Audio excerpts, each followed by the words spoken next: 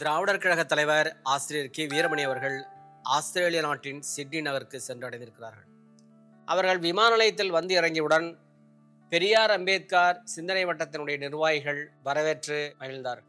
ஆஸ்திரேலிய நாட்டில் 2 வாரமாக ஆசிரியர் அவர்கள் உரையாற்ற இருக்கிறார்கள். இந்த 2 வார நிகழ்ச்சியில் திராவிடர் கழக பரப்புரை செயலாளர் வழக்குரைஞர் அருள்மொழி அவர்களும் கலந்து கொள்கிறார்கள்.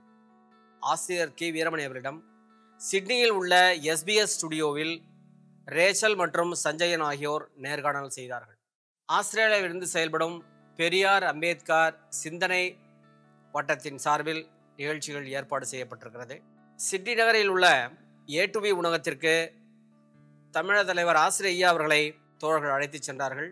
A2B உணவகத்துக்கு சென்றபோது அதனுடைய உரிமையாளர் திரு அஜித் அவர்கள் ஆசிரியர் அவர்களையும் தோழர்களையும் வரவேற்று உபசரித்து மகிழ்ந்தார்கள்.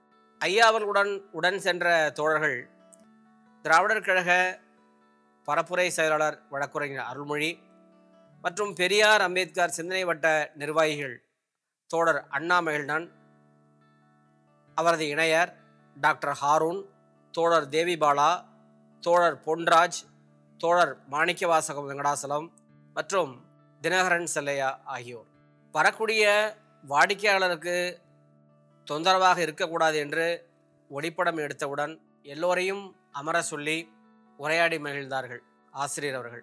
வாடிக்கையாளர்களுக்கு தொந்தரவாக இருக்கக்கூடாது என்று ஆசிரியர் அறிவுறுத்திய பாங்கு அனைவரின் உள்ளத்திலும் பதிந்தது. தோழர்களை எல்லாம் நலம் விசாரித்து மகிழ்ந்தார்கள். நன்றி, வணக்கம்.